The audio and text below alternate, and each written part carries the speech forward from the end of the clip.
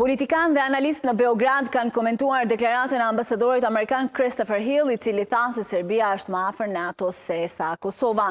Ata thonë se Serbia po zhvillon partneritet me NATO-n, por se presidenti serb Aleksandar Vučić është zotuar se Serbia nuk do të jetë anëtare e asnjë aleance ushtarake. Serbia sot është shumë më afër aleancës së NATO-s sa Kosova, sepse ne punojmë me ushtrinë serbe çdo ditë. Kemi pasur stërvitje dhe një sër gjërash të tjera, ka thënë ambasadori amerikan në Serbi Christopher Hill. Është e vërtetë që Serbia bashkëpunon me NATO-n dhe kjo flet shumë për faktin se regjimi në pushtet tregon një gjë për audiencën e tij të TV Happy dhe Pink dhe bën një gjë krejt tjetër kur bëhet fjalë për bashkëpunimin ushtarak. Fatkeqësisht është gjithashtu e vërtetë se ata dëbojnë nga Serbia shtetas rus që guxojnë të shprehin mendimet e tyre për vendin e tyre. Është e qartë se kjo situatë është e paqëndrueshme, tha për danas Robert Kozma, deputet i Frontit të Gjelbër të Majt.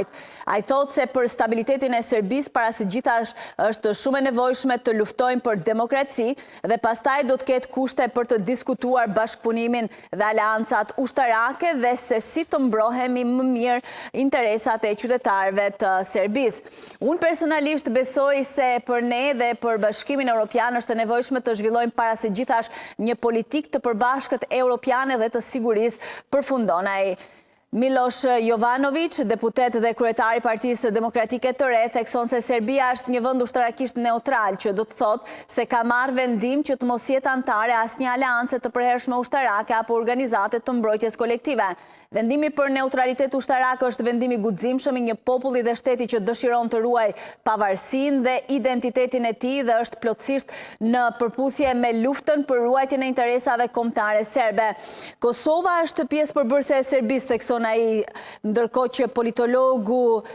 Kladničanin, deklarata e ambasadorit Hill se Serbia është tani një partner shumë i afërt i NATO-s, se Kosova mund të interpretohet sikur Serbia tani është më afër njohjes së Kosovës se sa ishte më parë. Kosova është ende temë kryesore i dialogut, duke pasur parasysh praninë e forcave të NATO-s përmes KFOR-it, i cili gjatë gjithë këtyre viteve ka ofruar një mjedis të sigurt. Ndërhyrja ushtarake e NATO-s ndaloi luftën në Kosovë dhe de facto u nda nga Serbia, ose është më provokuese pasi kanë kaluar 25 vjet nga bombardimet e NATO-s, siç na tërheq vëmendjen për një fakt që ka në themel në realitet, dhe ai është se Serbia është angazhuar në shumë nivele të ndryshme përmes marrëveshjeve ushtarake dhe politike, por dhe aktiviteteve konkrete në bashkëpunim të ngushtë me NATO-n, pavarësisht nga ndërhyrja ushtarake e 99-s dhe që krejt kjo i rëndon qytetarët e Serbisë kur bëhet fjalë për aleancë ushtarake, thekson ai. Po kështu ai thotë se ambasadori Hill është një diplomat me përvojë, një ndërmjetës në bisedimet e Rambujes, një njohës i mirë i situatës në rajon, ndaj kjo deklarat